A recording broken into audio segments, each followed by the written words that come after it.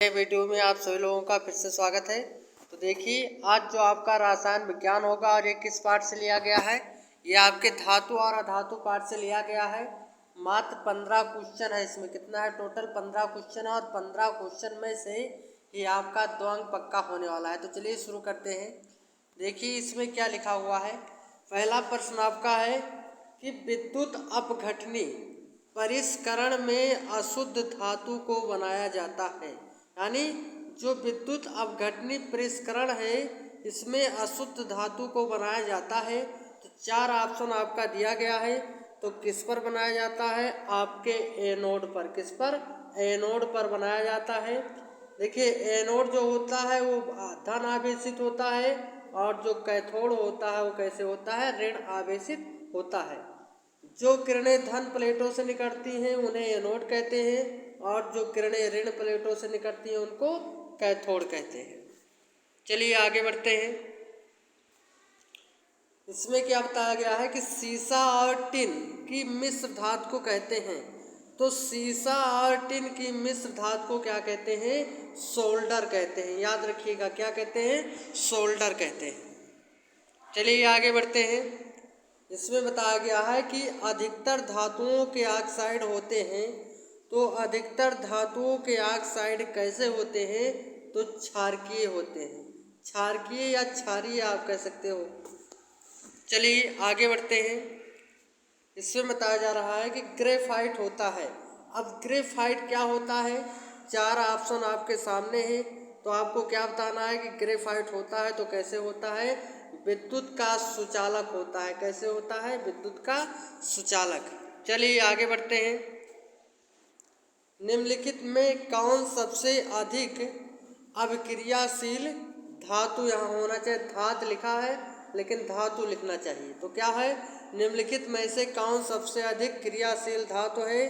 तो आपका सही जवाब क्या होगा? आपका सही जवाब होगा सोडियम यानी Na का मतलब होता है सोडियम, सी का मतलब के का मतलब होता है पोटेशियम, Ca का मतलब होता है कैल्शियम और Mg का मतलब होता है मैग्नीशियम।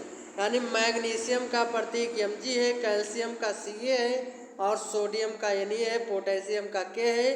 तो जो सबसे क्रियाशील धातु होता है वो क्या होता है? सोडियम होता है। चलिए आगे बढ़ते हैं। इनमें से कौन अधातु होते हुए भी चमकीला होता है? तो कौन अधातु हुए भी चमकीला होता है? तो आपका सही जवाब क्या होगा? आयोडीन। आयोडीन का मतलब क्या होता है? नमक। और आप जानते हो कि नमक सबसे चमकीला होता है। चलिए आगे बढ़ते हैं। इसमें क्या बताया गया है कि किस रासायनिक यौगिक को गर्म करने पर प्लास्टर ऑफ पेरिस प्राप्त किया जा सकता है? तो जिप्सम को। किसको? जिप्सम को जब आप गर्म करोगे तो उससे आपका प्लास्टर ऑफ पेरिस बनेगा। क्योंकि जो जिप्सम होता है उसका सूत्र क्या होता है? CaSO4 इंटू 2H2O होता है। 2H2O होता है।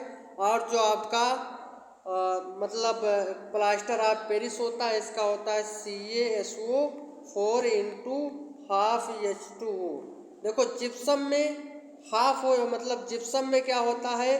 2H2 हो जाता है और प्लास्टर ऑफ पेरिस में हाफ हो जाता है। आप से पता चलता है कि इसमें हाफ रहेगा।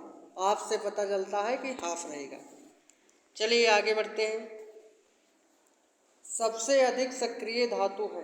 तो सबसे अधिक सक्रिय धातु कौन सा है? इसमें आपको बताना है कि सबसे अधिक सक्रिय धातु तो पोटेशियम है। क्या है? पोटेशियम। यानी करेक्ट आंसर पोटेशियम, जिसको हम क्या कहते हैं? पोटेशियम को के कहते हैं।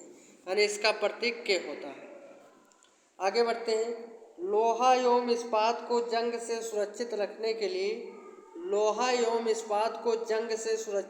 के लिए उन पर किस धातु की पतली परत चढ़ाई जाती है?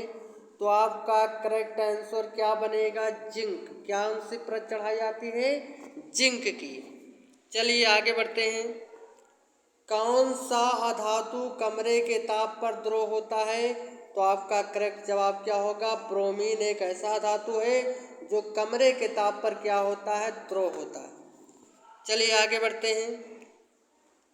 बॉक्साइट निम्नलिखित में से किस धातु का अयस्क है?